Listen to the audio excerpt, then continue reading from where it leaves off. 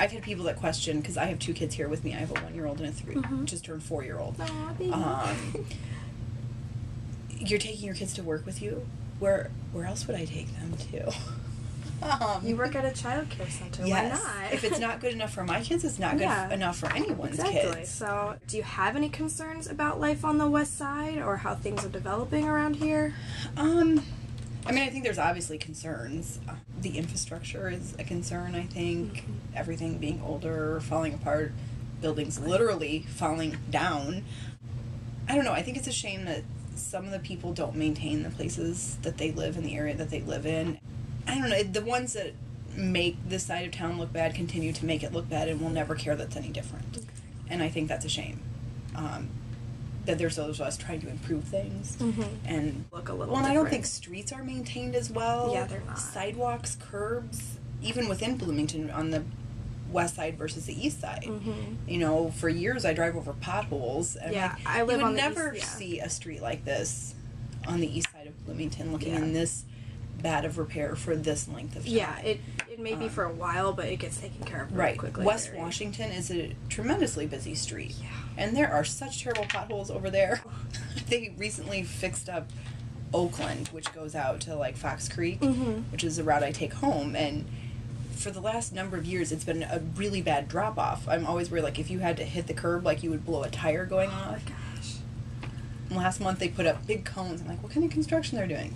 All they did was fill in the edges. I'm like, that's not really gonna help. I'm like, really? So you had to spend all the time putting up these cones just to put blacktop in? Which actually is going to be helpful, like, in case you had to swerve off to the side at all, you wouldn't blow a tire anymore. Right, exactly. Like, really? It took years to do this? But it's ridiculous. Do you feel the minorities of the West Side are properly represented? And if not, what do you think we can do as a city of Bloomington to help with that? Represented in what way? Either as in maybe politically or community-wise. Like, there's a very underground Mexican community that I didn't even really know existed until I came to ISU. I would say it's not represented. I don't know that I have the solutions for it. I think a lot of times it's people have to be willing to step up. And I don't know that people are willing or comfortable to step up because there's such an idea that people in those kind of positions are above them or not friendly to deal with, things like that. And really, they're just people too once you get to know them. Do you think that ISU and IW are civically engaged enough in the community? You know, I've discovered in this position in the last few years, discovered a lot more, especially with what Wesleyan does with civic engagement, and I've learned They're more. a lot better than ISU, I think. With what ISU has done. Yeah.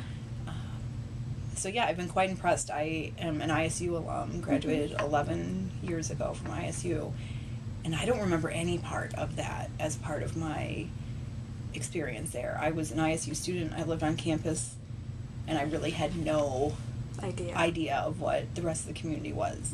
When I first came here, my parents missed the exit, and so we took the Market Street exit on one of my first times here.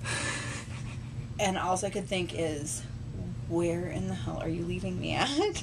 Because I grew up in a small town.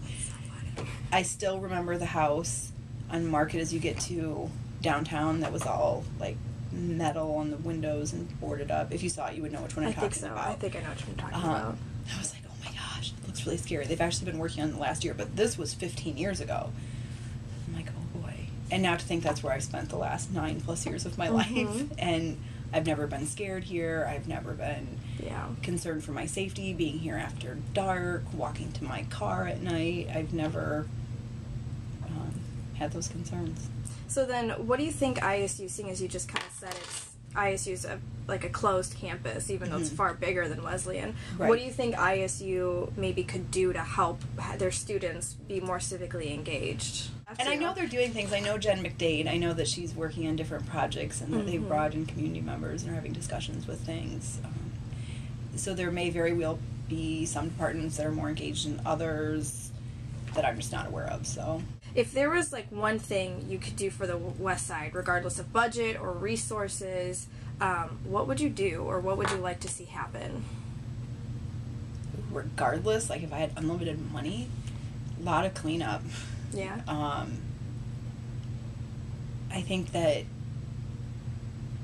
visual things make a big statement. So when you see a lot of rundown things, torn up streets, whether or not it's a good place, people can't see past that. You know, it's the judging a book by its cover, which I think we struggle a lot with here. People see where we're located at, kind of in a dark building, and so people make their judgments. Come in the doors, you'll see something completely different.